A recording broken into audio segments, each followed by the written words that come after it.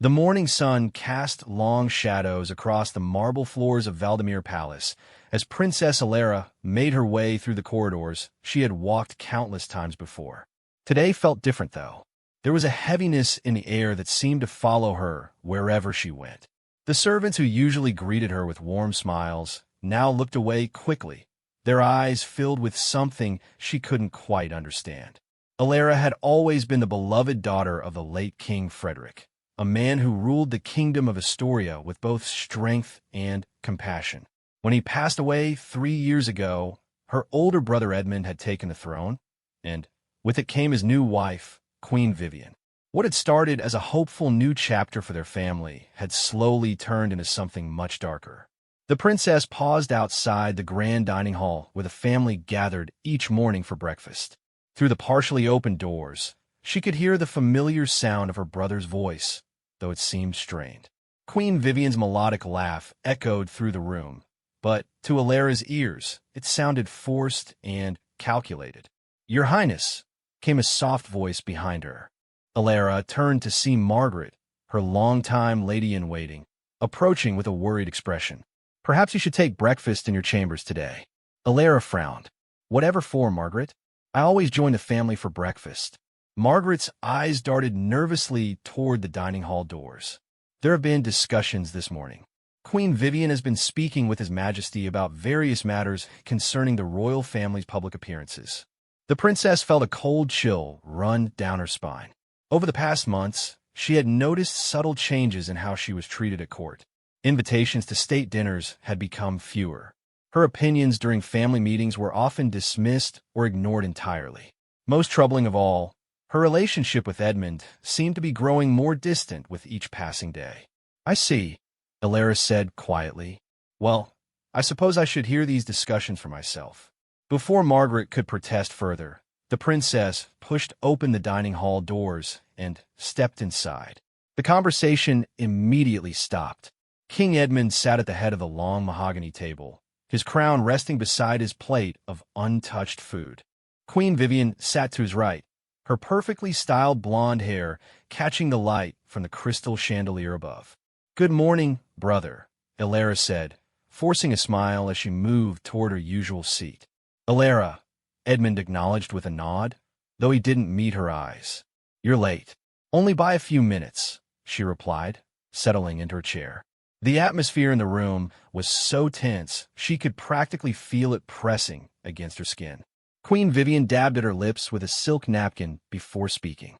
"Actually, Alara, we were just discussing some important changes to the royal family schedule.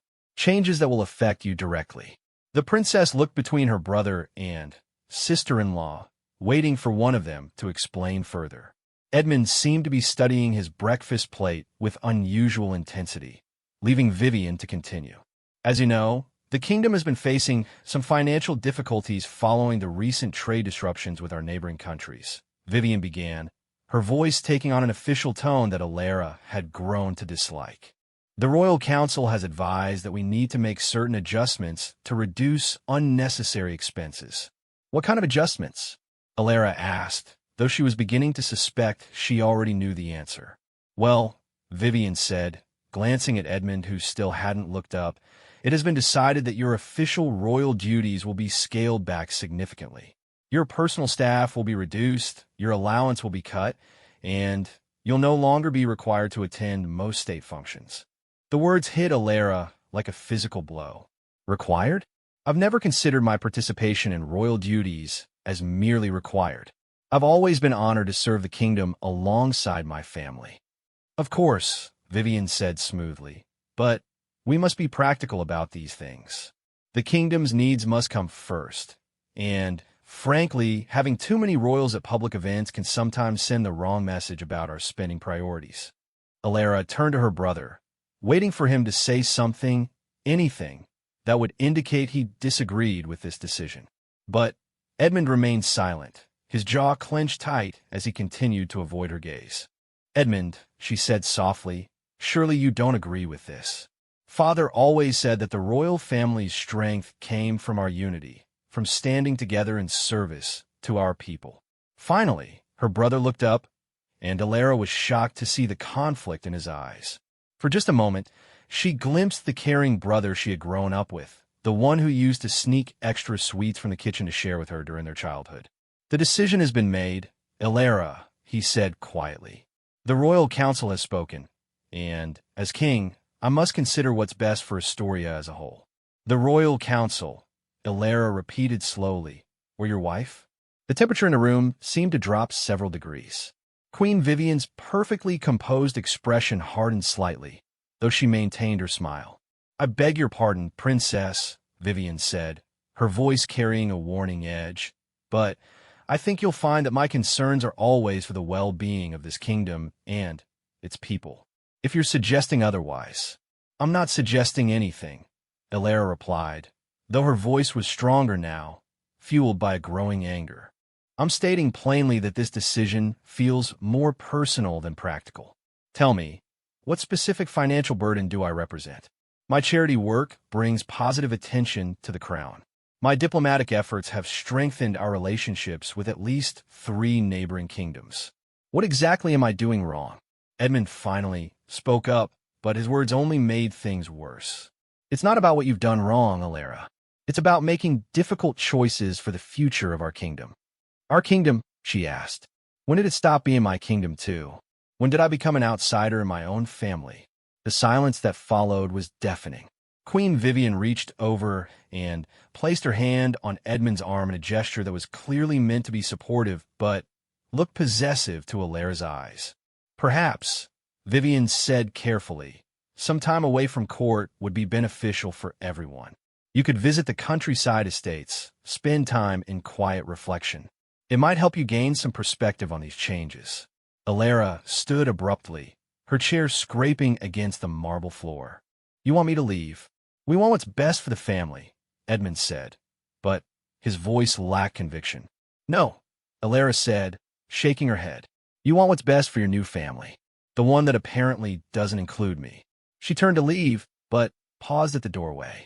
Father would be ashamed of what this family has become, she said without looking back. He believed in loyalty, in standing by those who share your blood. I can see now how wrong he was to think those values would survive his death. As she walked away, Elara could hear Queen Vivian's voice behind her, speaking in low, urgent tones to Edmund. She couldn't make out the words, but she didn't need to. The damage had already been done. In the days that followed, the changes Queen Vivian had announced became reality with swift efficiency. Elara's personal staff was reduced from 6 people to just Margaret, who had refused to accept reassignment elsewhere in the palace. Her monthly allowance was cut by more than half, making it difficult to maintain the charitable contributions she had been making to various causes throughout the kingdom. Most painful of all was the change in how the palace staff treated her. Word had clearly spread about her reduced status, and, while most of the servants remained respectful, there was a noticeable shift in their behavior. She was no longer consulted about household matters. Invitations to social events began arriving with increasing rarity. Even her correspondence seemed to be monitored more closely than before. Margaret did her best to shield Elara from the worst of these changes, but there was only so much she could do. Your Highness, she said one evening as she helped Elara prepare for bed, perhaps it would be wise to consider Queen Vivian's suggestion about spending time at one of the country estates. Elara sat at her vanity, staring at her reflection in the mirror. She looked tired, she realized. The stress of the past weeks had taken its toll, creating dark circles under her eyes and a pallor to her skin that no amount of powder could hide.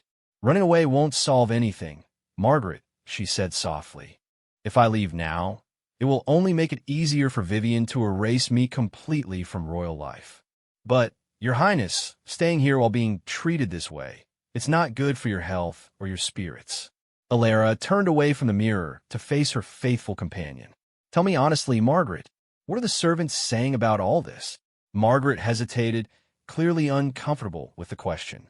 Your Highness, perhaps it's better not to. Please, Elara interrupted. I need to know what people really think. With a heavy sigh, Margaret sat down in the chair across from Elara. Many of them are confused, Your Highness. They remember how much King Frederick loved you, how proud he was of your work with the orphanages and the hospitals. They don't understand why things have changed so dramatically since Queen Vivian's arrival. And what do they think about Edmund's role in all this? That they feel sorry for His Majesty, Margaret admitted reluctantly. Many believe that Queen Vivian has too much influence over his decisions. They remember how close you and the king used to be, and they can see how much this situation pains him, even if he won't admit it. Alara felt a spark of hope at these words.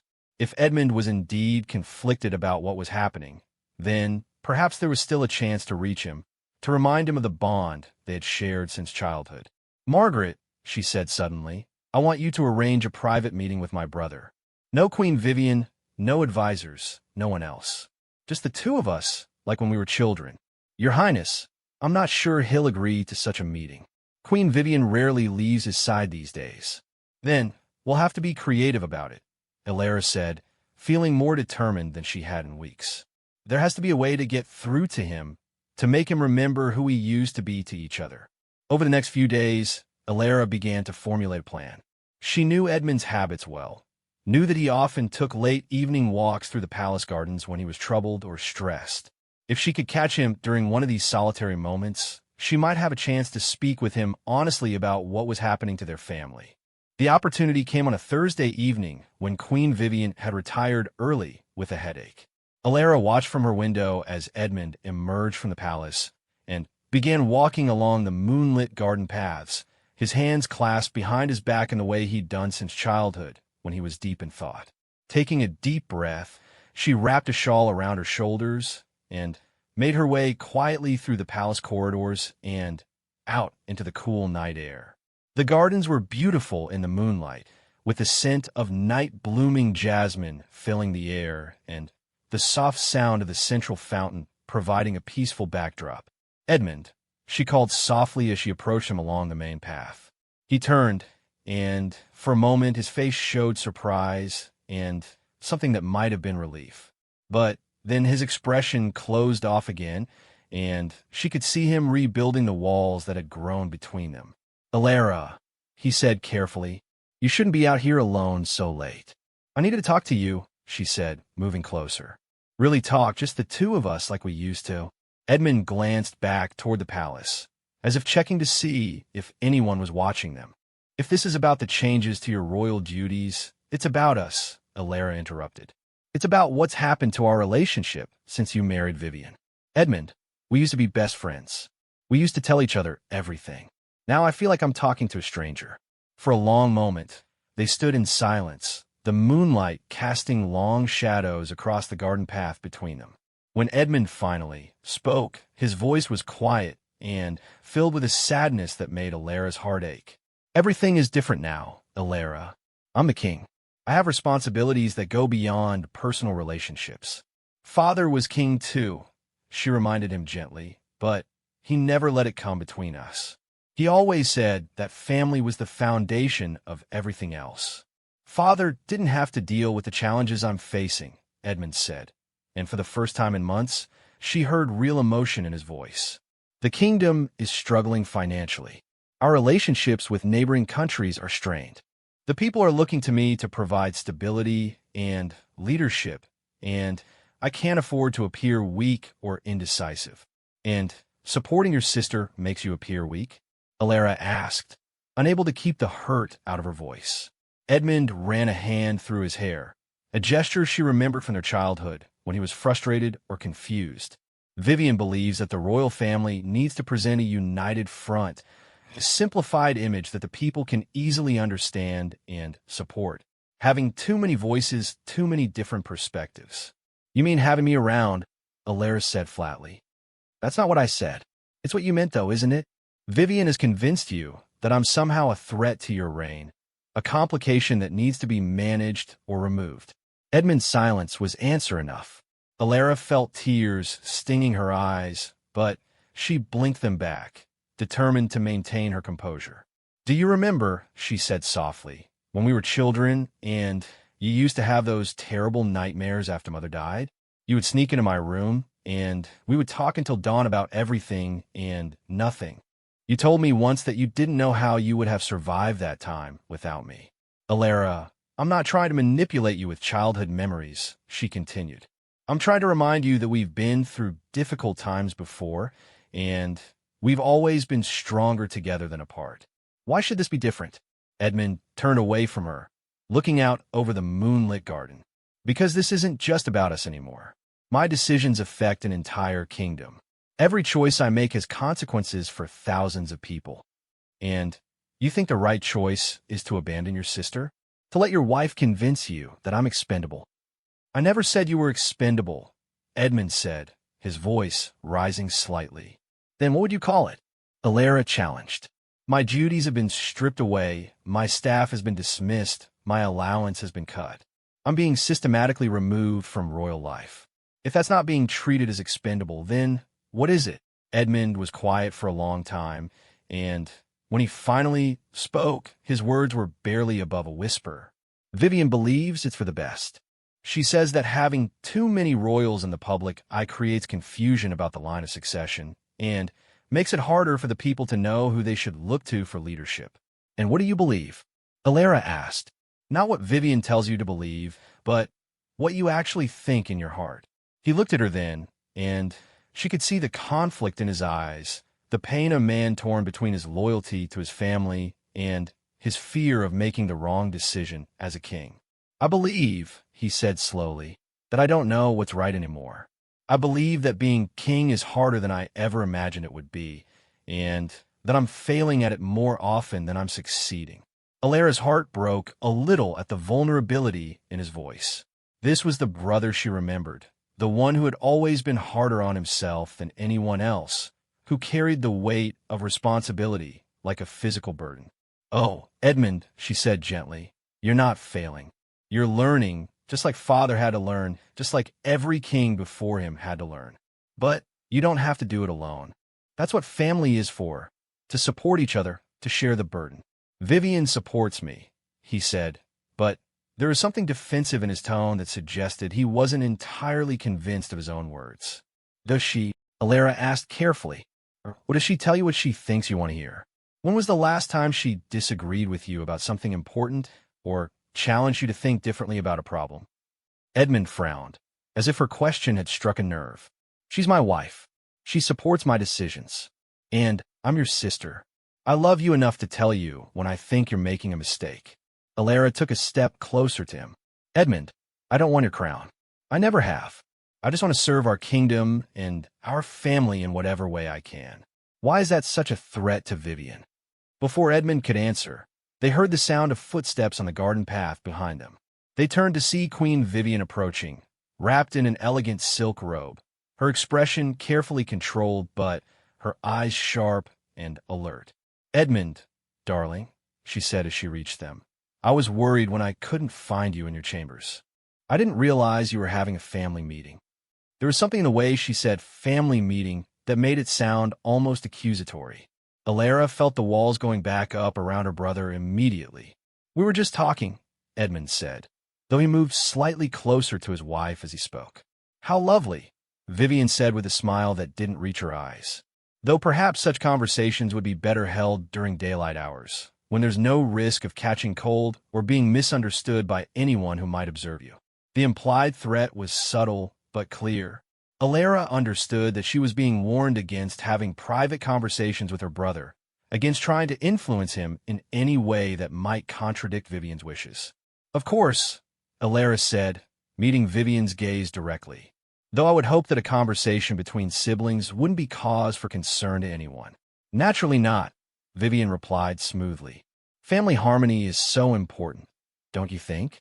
It's essential that we all work together toward common goals, rather than allowing personal desires to create unnecessary conflicts.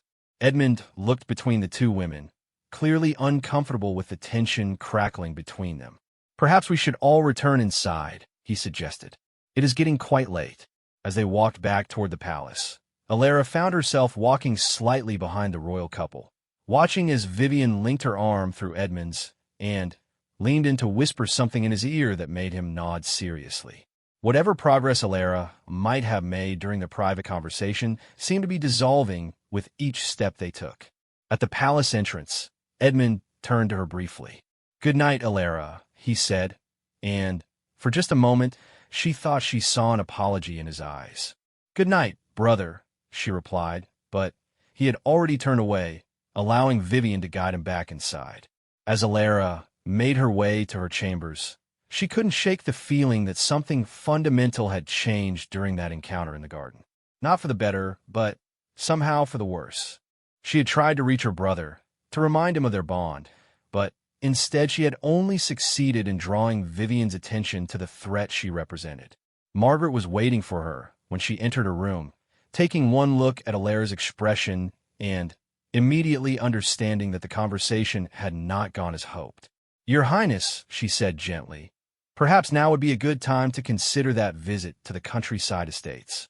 For the first time since this whole ordeal had begun, Alara found herself actually considering the possibility. Maybe Margaret was right. Maybe staying and fighting was only making things worse for everyone, including Edmund. But as she looked out her window toward the lights of the village beyond the palace walls, she thought of all the people she had worked with over the years, the children in the orphanages, the patients in the hospitals, the families who had come to rely on her support and advocacy.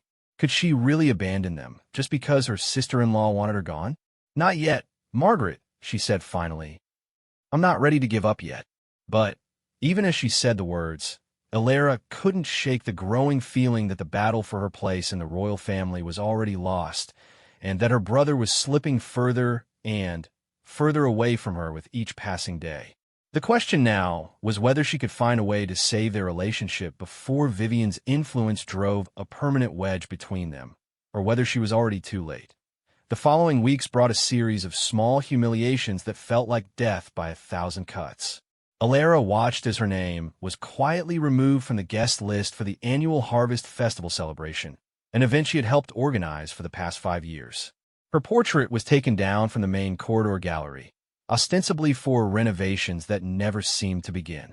Most painfully, her weekly visits to the children's hospital were canceled when the royal guards assigned to her protection detail were suddenly reassigned to other duties. "It's temporary," Edmund had assured her when she confronted him about the security issue. But they both knew it wasn't. Without proper protection, she couldn't make any public appearances, effectively cutting her off from the charitable work that had given her life meaning and purpose. Queen Vivian, meanwhile, seemed to grow more radiant with each passing day. She had begun hosting elaborate tea parties for the wives of foreign ambassadors, positioning herself as the primary representative of the royal family in social matters. She attended charity events that Alara had once organized, graciously accepting praise for her compassion and dedication to the people's welfare. The transformation was masterful in its subtlety. To outside observers, it simply looked like Queen Vivian was stepping into her role as the new leading lady of the royal family. But to Alara, every one of these changes felt like another piece of her identity being stripped away. Margaret had become increasingly worried about Alara's state of mind. The princess had grown quieter, more withdrawn, spending long hours staring out her window or reading in the library. She ate less, slept poorly, and seemed to be fading away like a flower deprived of sunlight. "Your Highness," Margaret said one morning as she brought Alara her breakfast tray, "Lady Catherine has sent another invitation to visit her estate in the northern provinces. She's quite insistent that the change of scenery would do you good." Lady Catherine was Alara's cousin, a warm and spirited woman who had married a duke and moved away from court several years earlier.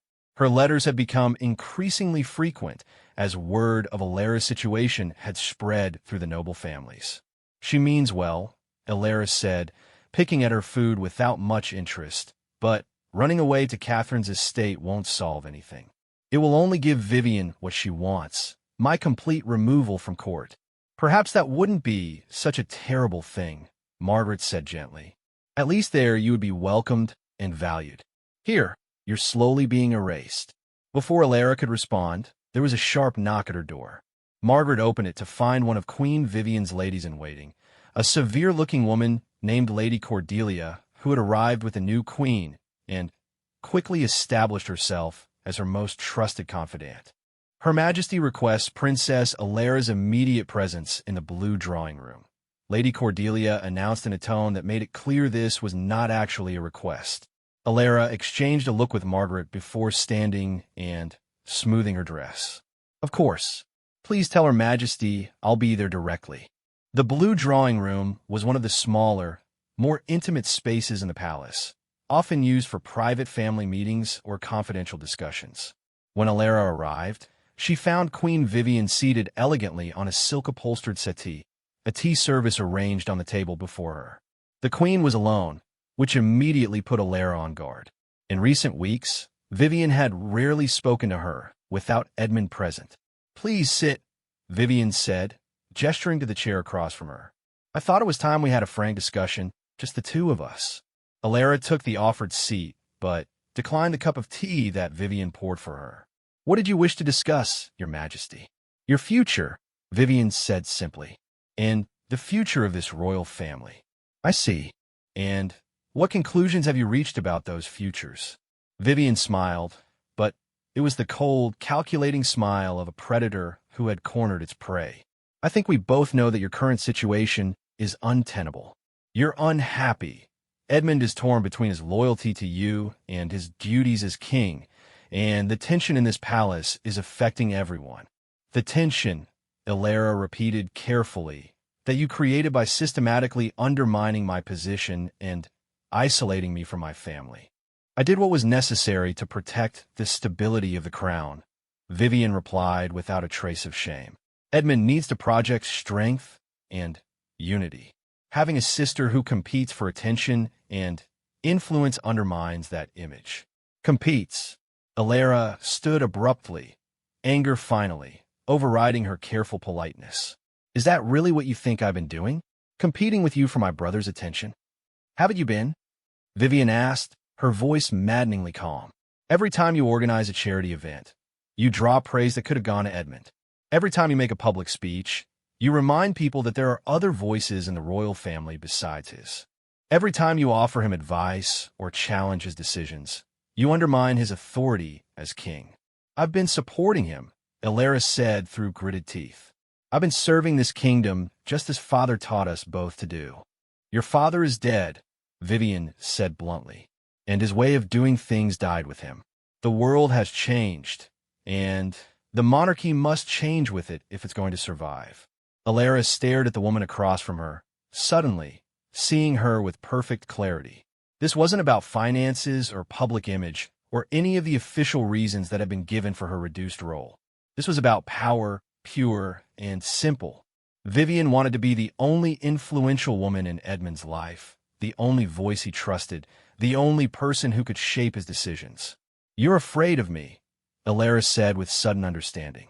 "You're afraid that if Edmund and I remain close, he might start to question your advice, your influence over him." Something flickered in Vivian's eyes, a brief crack in her composed facade. "I'm not afraid of anything," she said, but her voice had lost some of its smoothness. "I'm simply being practical about what's best for everyone involved." "What's best for you, you mean?" "What's best for the kingdom," Vivian corrected, though the correction felt hollow. "Edmund needs a partner who supports his vision completely, without reservation or competing loyalties. He needs to know that when he makes a decision, he won't have to worry about family members undermining him or second-guessing his choices." "And what about what Edmund needs emotionally?" Alara asked. "What about his need for family? For people who love him for who he is rather than what he can do for them?" "He has that in me," Vivian said, but, again, there was something defensive in her tone. "Do you love him?" Alara asked suddenly. "Really love him? Or do you love the idea of being queen?" This time the crack in Vivian's facade was more pronounced.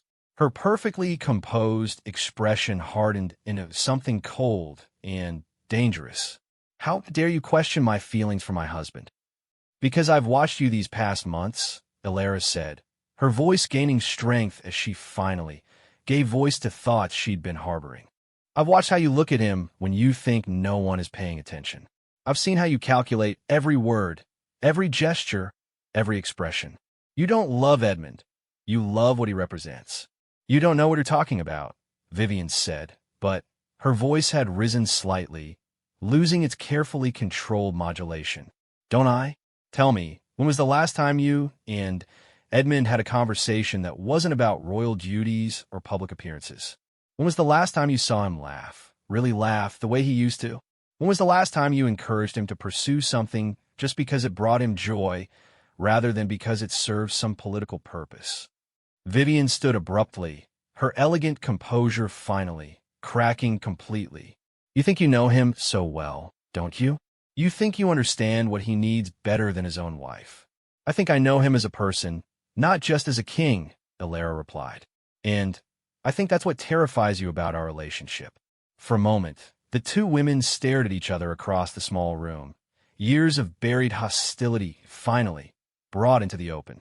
Then, Vivian seemed to gather herself, smoothing her dress and lifting her chin in a gesture that was clearly meant to reassert her authority.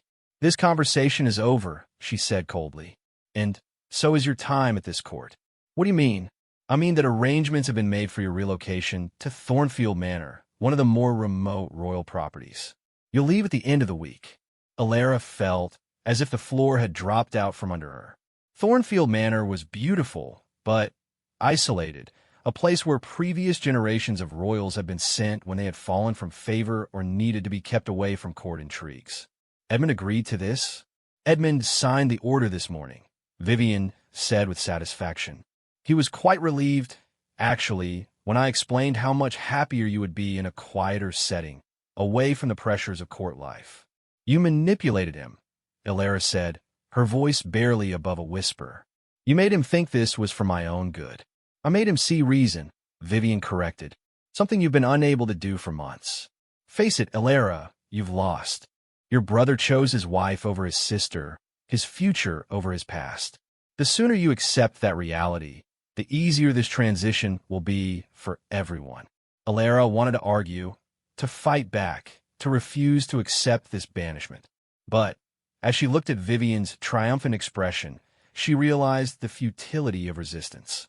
Every move she had made in recent months had been anticipated and countered. Every attempt to reach Edmund had been blocked or undermined. She was outmaneuvered and outmatched by someone who had been playing this game much longer and with much higher stakes. Fine, she said quietly. I'll go to Thornfield. I'm so glad you're being reasonable about this, Vivian said, her voice returning to its usual smooth politeness now that she had achieved victory. I think you'll find the countryside quite restorative. And, of course, you'll still be a valued member of the royal family, just in a more private capacity. Alara didn't trust herself to respond to that obvious lie. Instead, she turned and walked toward the door, her spine straight, and her head held high despite the devastation she felt inside. Oh, and Alara? Vivian called after her. I think it would be best if you didn't discuss these arrangements with Edmund directly. He's been under such strain lately, and I'd prefer not to add to his burdens. I'll handle telling him about your departure myself. The final manipulation was almost impressive in its audacity. Not only was Alara being banished, but she was also being denied the chance to say a proper goodbye to her brother, to explain her side of events, or to leave him with any final words that might complicate Vivian's narrative. Alara paused at the door, but didn't turn around. You may have won this battle, Vivian, she said quietly, but you haven't won the war. Edmund will see through your manipulations eventually. And when he does, he'll remember who really had his best interests at heart. Perhaps, Vivian replied lightly, but by then, it will be too late for you to benefit from that revelation. As Alara walked back to her chambers, her mind raced with the implications of what had just occurred. She had 5 days before her forced departure. 5 days to somehow reach Edmund, to make him understand what was really happening, to break through the web of lies and manipulation that Vivian had woven around him. But even as she thought about her options, she realized how limited they were. Vivian clearly controlled Edmund's schedule and access to him. The palace staff, while still respectful to Alara, were obviously taking their cues from the queen about how to treat her. And Edmund himself seemed to have accepted whatever version of events Vivian had fed him about the necessity of this exile. Margaret was waiting for her when she returned to her room, taking one look at Alara's face and immediately understanding that something terrible had happened. Your Highness, what is it? Pack my things, Margaret, Alara said numbly. We're leaving for Thornfield Manor at the end of the week. Thornfield? But, Your Highness, that's... Margaret's voice trailed off as she realized the implications. Thornfield was where troublesome royals were sent to disappear from public view. Yes, Alara said, sinking into a chair by the window. I know exactly what it is. As Margaret began the heartbreaking task of packing away Alara's life at the palace, the princess stared out at the gardens where she had walked with Edmund just weeks earlier. Somewhere in this vast building, her brother was going about his daily routine, unaware that his sister was being systematically erased from his life by the woman he had chosen to trust above all others. The tragedy wasn't just that she was losing her place in the royal family. It was that Edmund was losing himself, becoming someone their father wouldn't have recognized. And the worst part was that he didn't even realize it was happening. That evening, as Alara sat alone in her chambers contemplating her rapidly diminishing options, she heard a soft knock at her door. Her heart leaped with hope that it might be Edmund, finally, coming to speak with her directly about the situation. Instead, she found herself facing Sir Thomas Hartwell, the elderly palace chamberlain who had served the royal family for over 30 years. Your Highness, he said with a deep bow, might I have a moment of your time? Of course, Sir Thomas. Please come in. The old man entered her chambers with obvious reluctance, glancing around as if he expected to be observed. I'm afraid I bring rather distressing news, Your Highness. There are rumors circulating among the staff about your impending departure. They're not rumors, Alara said sadly. I'm to be relocated to Thornfield Manor. Permanently, it seems. Sir Thomas's weathered face crumpled with genuine sorrow. Your Highness, if I may speak plainly, this is a grave injustice. Your father would never have stood for such treatment of a family member. My father isn't here to intervene, Alara replied. And my brother has apparently decided that my presence is no longer beneficial to the crown. With respect, Your Highness, I don't believe His Majesty fully understands the ramifications of this decision. I've served this family for decades, and I've never seen King Edmund look as troubled as he has these past few weeks.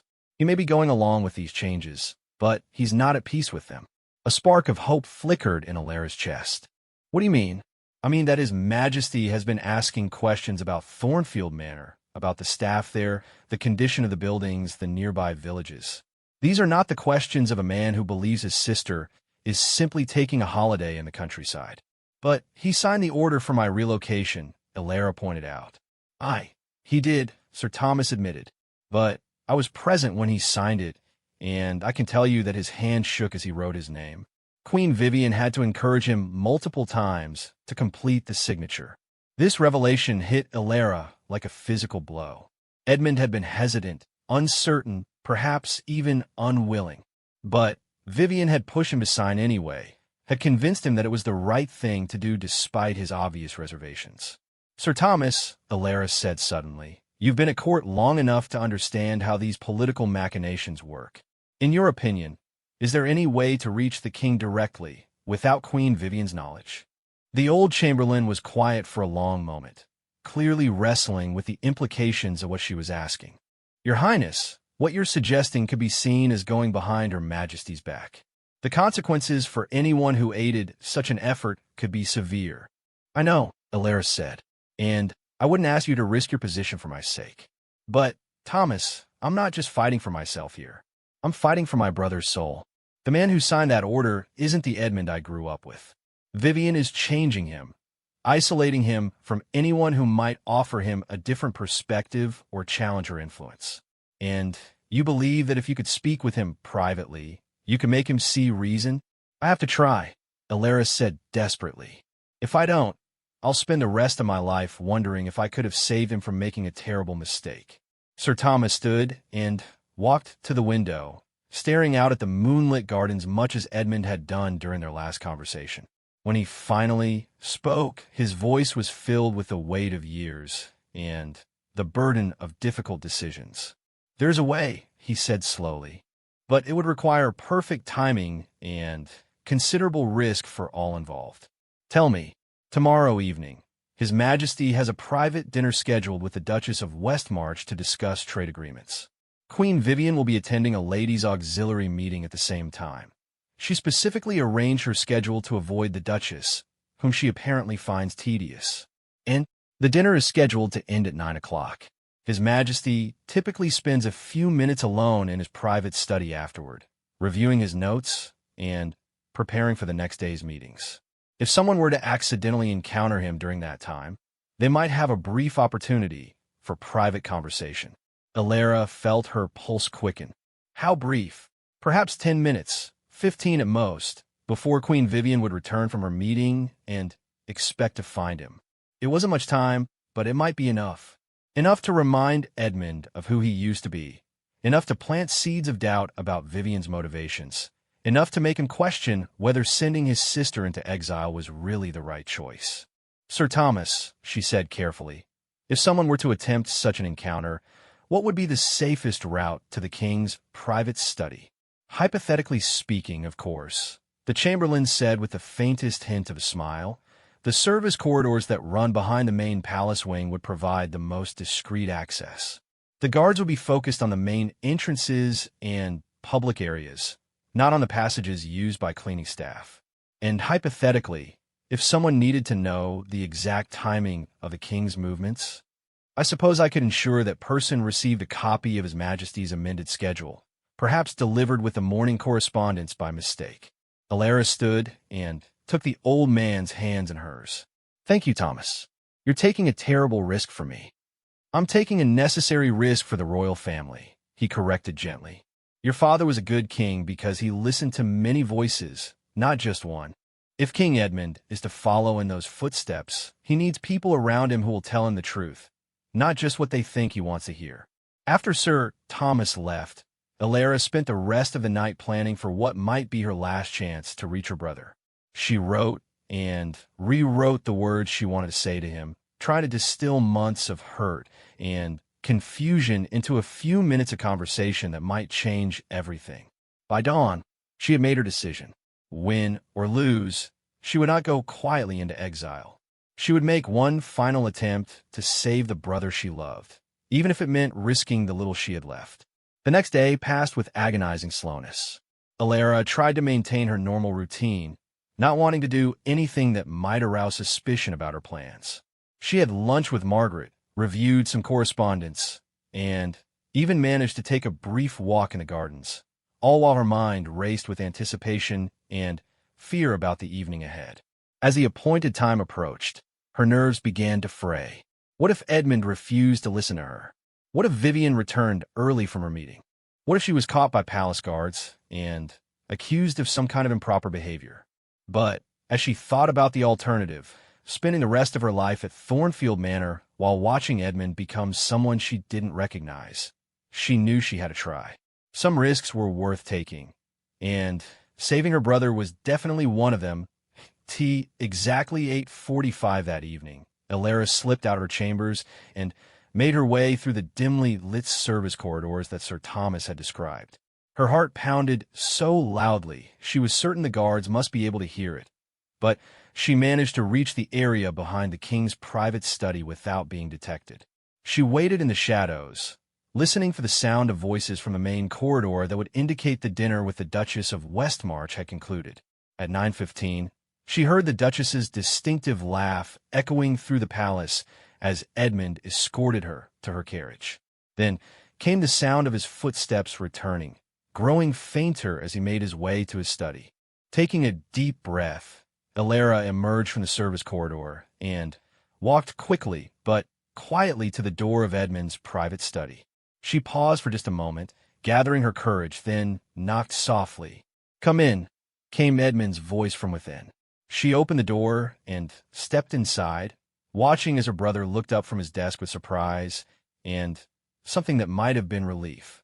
"Alara," he said, standing quickly, "what are you doing here?"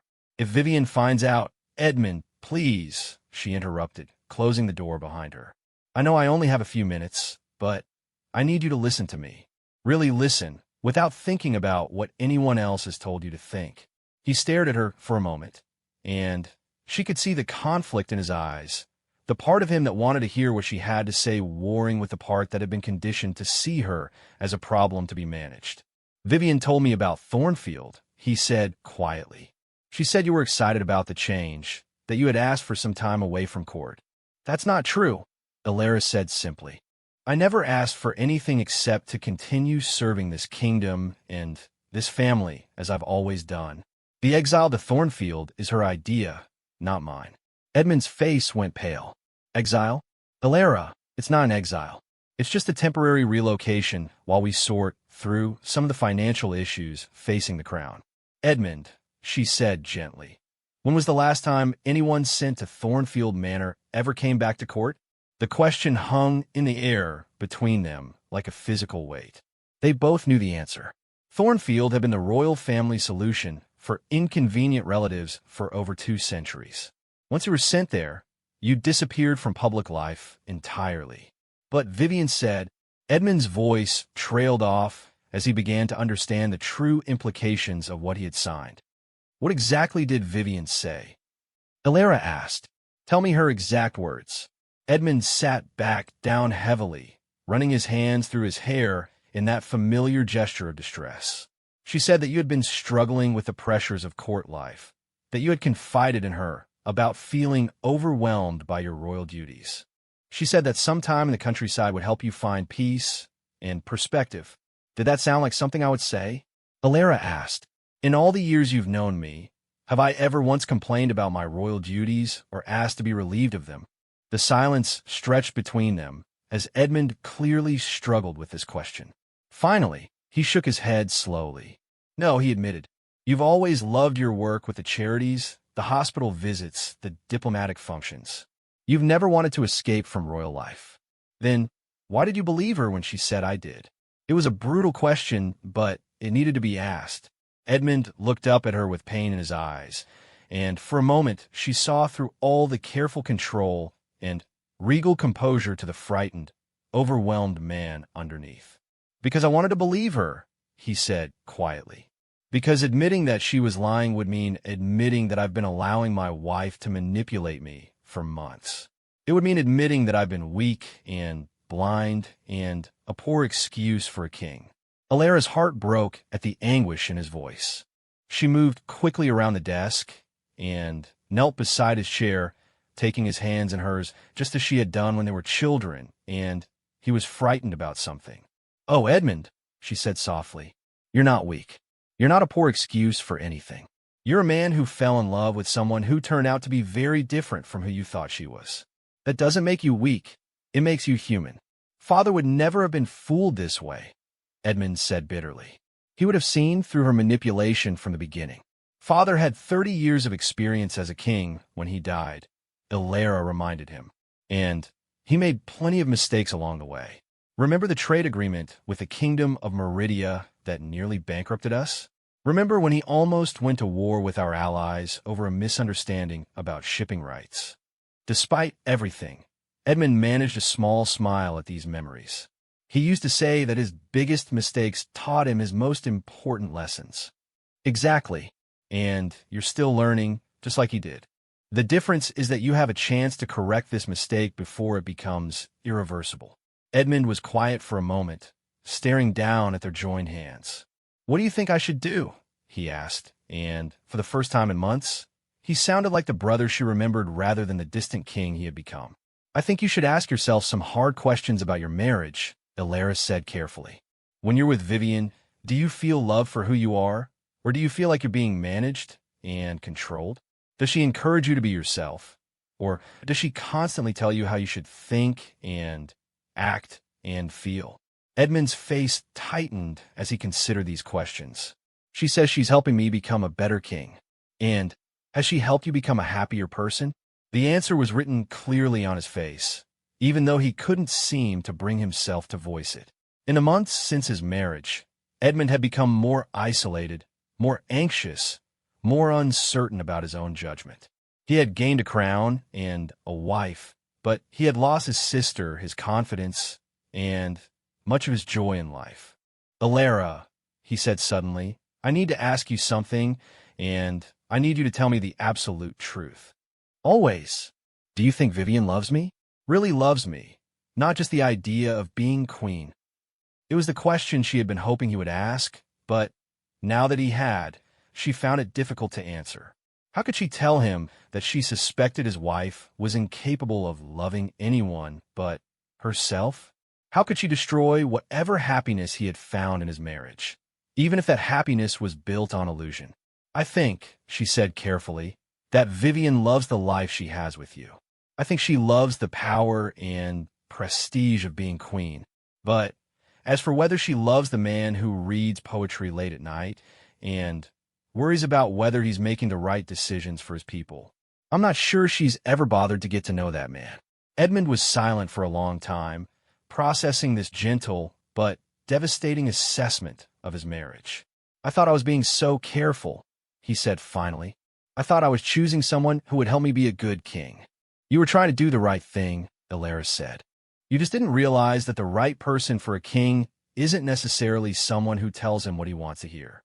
Sometimes it's someone who loves him enough to tell him what he needs to hear, even when it's difficult. The way you always have. The way I always will, if you'll let me. Edmund stood abruptly and began pacing around the room, his mind clearly racing as he processed everything they had discussed. If what you're saying is true, if Vivian has been manipulating me all this time, then I've made a terrible mess of things. The decision to reduce your royal duties, the cuts to your allowance, the exile to Thornfield, none of those were my ideas. I know, Alaris said simply. How can you forgive me for being so blind? Because you're my brother, and because I know that the Edmund who signed those orders isn't the real you. The real you would never have made those choices if you had understood what was really happening. Edmund stopped pacing and looked directly at her. What would happen if I reversed all of those decisions? What would happen if I told Vivian that you're staying at court and resuming your full royal duties? She would be furious, Alaris said honestly. She might threaten to leave you, might try to turn other people against you, might make your life very difficult until she find a way to get rid of me again. And if I let her do those things, if I choose my marriage over my family, then you'll lose both, Alaris said quietly. Because a marriage built on manipulation and control isn't really a marriage at all. And a man who abandons his family for someone who doesn't truly love him will end up alone, no matter how many people surround him. Before Edmund could respond, they heard the sound of footsteps in the corridor outside. Both siblings froze, recognizing the distinctive click of high heels on marble that could only belong to Queen Vivian. She's early, Edmund whispered, panic evident in his voice. Edmund, Alaris said urgently, whatever you decide to do about our conversation, please don't tell her that I was here. Let me handle the consequences of my own actions. The footsteps stopped directly outside the study door. There was nowhere for Alara to hide, nowhere to run. In seconds, Vivian would enter the room and find them together, and all of Alara's careful planning would be for nothing. But instead of opening the door, they heard Vivian's voice speaking to someone else in the corridor, probably one of her ladies-in-waiting. The conversation was muffled, but it seemed to be about arrangements for the following day's schedule. Edmund moved quickly to his desk, grabbing a random document and spreading it out as if he had been studying it. Alara positioned herself near the window, hoping to give the impression that she had just arrived rather than been there for an extended conversation. A moment later, the door opened and Vivian entered, her smile bright and welcoming until she noticed Alara's presence. Then her expression shifted subtly, becoming cooler and more calculating. Alara, she said with obviously forced pleasantness. How unexpected to find you here. I hope you haven't been disturbing your brother with any last-minute concerns about your departure tomorrow. Tomorrow, Edmund said sharply. I thought she wasn't leaving until the end of the week. Vivian's smile tightened almost imperceptibly. I thought it would be better to move the timeline up a bit. The sooner Alara can begin her new life at Thornfield, the sooner she can start to find the peace and contentment she's been seeking. Alara watched her brother's face as he processed this information. She could see him beginning to understand the pattern of manipulation, the way Vivian presented her own desires as if they were someone else's needs or the kingdom's requirements. I see, Edmund said slowly, and this acceleration of the timeline was discussed with me when I mentioned it to you this morning, Darling, Vivian said smoothly. You were reviewing the trade proposals at the time, so perhaps you weren't paying close attention. But you nodded and said it sounded reasonable. Edmund's jaw tightened. I remember reviewing the trade proposals. I don't remember agreeing to any changes in Alara's departure date. For the first time since Alara had known her, Queen Vivian looked uncertain, as if she couldn't quite figure out why Edmund was questioning her version of events. Well, she said with a light laugh, perhaps in the stress of managing so many different issues, we both misremembered the details. The important thing is that everything is arranged now. The important thing, Edmund said, his voice taking on a tone of authority that Alara hadn't heard in months, is that I understand exactly what decisions are being made in my name. And I'm beginning to suspect that there have been quite a few decisions lately that I don't fully understand. Vivian looked between the siblings, clearly sensing that something had shifted in the dynamic, but unable to identify exactly what had changed. Edmund, darling, she said, moving closer to him and placing a hand on his arm, you've been under so much stress lately. Perhaps we should discuss these matters privately, when you're feeling more clear-headed. It was exactly the wrong thing to say. Alara watched as Edmund's face hardened, recognizing the patronizing tone that suggested he was incapable of thinking clearly or making rational decisions on his own. I'm feeling perfectly clear-headed, he said, gently but firmly removing her hand from his arm. Clear enough to realize that there have been some significant miscommunications about my wishes regarding my sister's situation. What do you mean? I mean that Alara will not be leaving for Thornfield Manor tomorrow, or next week, or at any other time, unless she specifically requests such a change herself. The transformation in Vivian's expression was remarkable to witness. The carefully constructed mask of loving concern fell away completely, revealing something cold and calculating underneath. Edmund, she said, her voice taking on a warning edge, we've discussed this at length. The decision has been made for the good of the kingdom. The decision was made based on false information, Edmund replied firmly. Information that, I'm now realizing, may have been deliberately misleading. Are you calling me a liar? The question hung in the air like a challenge. Alara held her breath, watching her brother wrestle with the implications of what he was being asked to choose between. She could see the moment when he made his decision, when years of conditioning and manipulation finally lost their hold over him. I'm saying that there seems to be a significant discrepancy between what you told me Alara wanted and what she's actually telling me herself, Edmund said carefully. And I'm saying that as king, I have a responsibility to base my decisions on accurate information. Vivian's mask slipped even further, revealing a flash of genuine fury before she managed to regain some control over her expression. Very well, she said with false calm. If you wish to postpone the arrangements, I suppose that's your prerogative. But I hope you'll remember this conversation when the consequences of this decision become apparent. What consequences? Alara asked, unable to remain silent any longer. Vivian turned to her with a smile that was pure malice. The consequences of allowing personal sentiment to override practical necessity. Your brother may think he's being noble by keeping you here, but he's actually doing you no favors. There are people at court who see you as a threat, who believe you have too much influence over the king. Protecting you from those people requires keeping you at a safe distance. What people? Edmund demanded. Give me names. I couldn't possibly repeat the specific conversations, Vivian said with mock regret. But I can tell you that there are concerns about the royal family appearing divided, about having too many voices speaking for the crown. In other words, Alara said quietly, the only person who sees me as a threat is you. The accusation was out in the open now, impossible to ignore or deflect. Vivian stared at Alara with undisguised hatred, all pretense of family harmony finally abandoned. You've never accepted my place in this family, Vivian said, her voice shaking with suppressed rage. From the moment I married Edmund, you've been waiting for me to fail, looking for ways to undermine my relationship with my husband. That's not true, Alara said, but Vivian continued as if she hadn't spoken. You think you know him better than I do. You think you understand what's best for him, what he needs, what will make him happy. But you're wrong. You're just a sister, a remnant of his past. I'm his wife, his future, his partner in ruling this kingdom.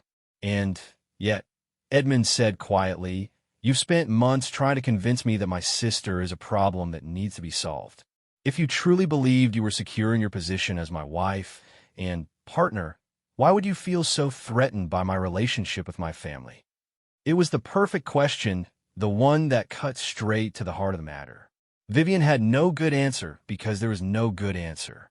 Her actions had been driven by insecurity, jealousy, and a desire for complete control over Edmund's life and decisions. I've sacrificed everything for this marriage, she said finally, her voice breaking slightly. I've given up my family, my friends, my entire previous life to be here with you. Is it wrong that I want to be the most important person in your world? For the first time since this confrontation began, Alara felt a flicker of sympathy for her sister-in-law. Behind all the manipulation and cruelty, there was a woman who was terrified of being abandoned, who had convinced herself that love meant total possession. Vivian, Edmund said gently, wanting to be important to your husband isn't wrong, but try to eliminate everyone else who matters to him isn't the way to achieve that security. Then what is? She asked, and for a moment she sounded young and lost rather than calculating and dangerous. Learning to trust that love isn't a finite resource, Alara said softly. Understanding that Edmund's love for his family doesn't diminish his love for you, any more than his love for you diminishes his love for his people or his kingdom. Vivian stared at her for a long moment, and Alara thought she saw a flicker of something vulnerable in her eyes. But then the moment passed, and the cold mask slipped back into place. How easy it must be to be so generous with advice about love and marriage when you've never had a fight for either, she said bitterly. You've had Edmund's devotion your entire life. You've never had to wonder whether someone else might take your place in his affections. You're right, Alara admitted. I've been fortunate in that way. But that doesn't change the fact that what you've been doing isn't love, it's fear. And fear makes people do terrible things to the people they care about. Vivian turned to Edmund with desperation in her eyes. Are you really going to choose her over me? Are you going to throw away our marriage for the sake of a sister who will leave you eventually anyway when she finds a husband of her own? Edmund looked at his wife with sadness and something that might have been pity. I'm not choosing anyone over anyone else, he said quietly. I'm choosing to be the kind of man and king who doesn't abandon his family when it becomes inconvenient. I'm choosing to be someone worthy of the love and loyalty that both of you have shown me, even when I haven't deserved it. And if I can't accept that choice, Vivian asked, if I can't live in a marriage where I'm constantly competing for my husband's attention and affection, then you'll have to decide what's more important to you, Edmund replied. Your marriage to me, with all its complications and competing loyalties, or you need to be the only important person in my life. The ultimatum hung in air between them, final and irreversible. For a moment, Alara thought Vivian might choose differently, might find a way to compromise and accept that love could be shared rather than hoarded. But then Vivian straightened her shoulders and lifted her chin in a gesture that was both proud and defeated. I see, she said with cold dignity. Well, then, I suppose I have my answer. She turned and walked toward the door, pausing only to deliver one final blow. I hope you'll both remember this conversation when you're wondering why the kingdom is struggling with diplomatic relations and public support. A divided royal family is a weak royal family, and weakness invites chaos. After she left, Edmund and Alara stood in stunned silence, both of them trying to process what had just happened. In the space of an hour, they had gone from a forced separation to an open confrontation that might have just ended Edmund's marriage. I'm sorry, Alara said quietly. I never wanted to be the cause of problems in your marriage. You weren't the cause, Edmund replied, moving to stare out the window at the moonlit gardens. The problems were already there. You just helped me see them clearly. What will you do now? I don't know, he admitted, but I know what I won't do. I won't let anyone, not even my wife, manipulate me into abandoning my family again. And I won't let fear or insecurity drive me to make decisions that go against my fundamental beliefs about loyalty and love. Alara joined him at the window, standing beside him in comfortable silence as they both contemplated the uncertain future ahead. They had won this battle, but the war for Edmund's soul and the future of their family was far from over.